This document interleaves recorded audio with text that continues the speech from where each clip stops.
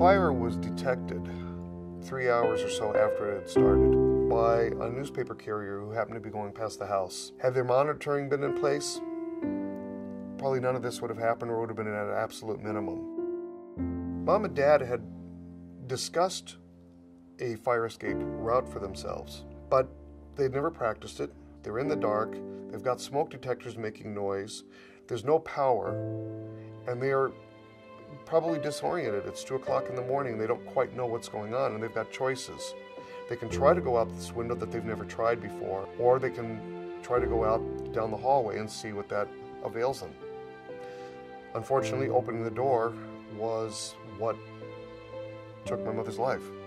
On the other side of that door was a wall of 1,500-degree air, completely saturated with soot, smoke, carbon monoxide, all the nasty stuff that nobody could survive.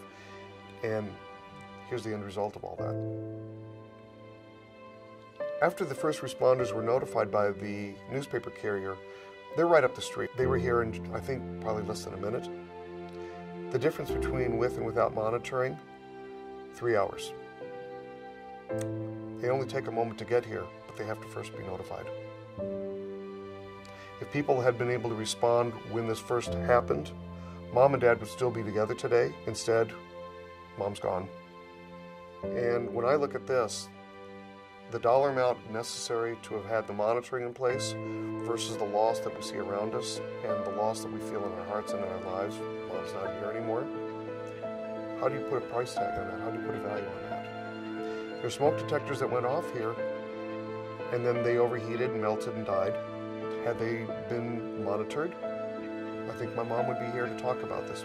And if we can help somebody else avoid what we're feeling and what we're dealing with right now, then we've gotten our job done. We've gotten the message out there the way people need to hear about it. It's as simple as that.